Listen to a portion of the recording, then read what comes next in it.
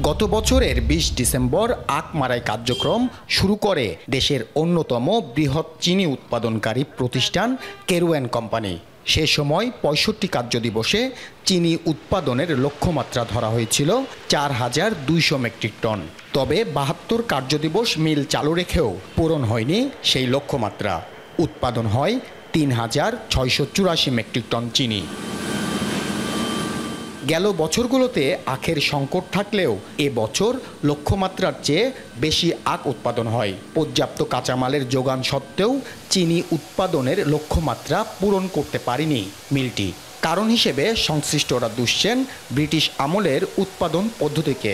ফলে লক্ষ্যমাত্রা পূরণ না হয় চিনি খাতে প্রায় ১০০ কোটি টাকা লোকসান গুনতে হবে প্রতিষ্ঠানটিকে।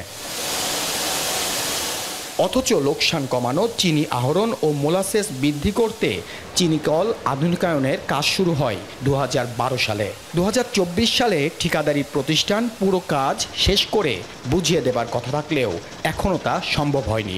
এর মধ্যে কেটে গেছে প্রায় ১ যুগ। অটোমেশন পদ্ধতি চালু না হওয়ায় কমেছে উৎপাদন, লোকসানে ডুবছে চিনিকলটি। প্রায় ১ যুগ বেশি সময় ধরে পার হয়ে গেছে।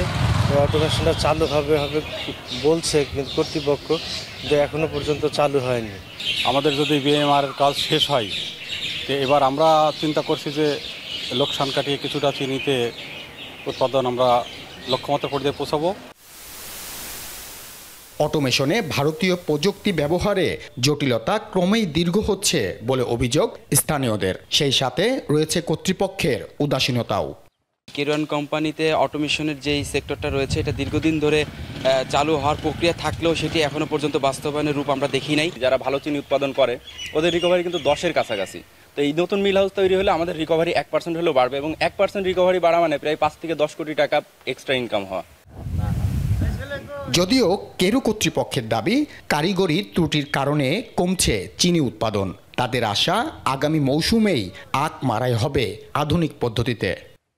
মিল হাউস এবং আমাদের যে বয়লারটা চালু হওয়ার কথা, সেটা আমরা আশা করছি যে ২৫-২৬ মারাই মৌসুমে আমরা এটা চালু করতে পারবো, এবং আমাদের দৈনিক গড় যে আখের মারাই সেটাও আমাদের বৃদ্ধি পাবে, এবং সেই সাথে আমাদের যে চিনির আহরণের হার আছে সেটাও আমরা স্পর্শ করতে পারবো বলে আশা করি। ১৯৩৮ সালে প্রতিষ্ঠিত কেরুয়ান কোম্পানি চিনির পাশাপাশি উপজাত পণ্য হিসেবে মদ, ভিনেগার, হ্যান্ড স্যানিটাইজার, জৈব সার ও চিটাগুড় উৎপাদন করে আসছে। অনিক চক্রবর্তী, এখন চুয়াডাঙ্গা।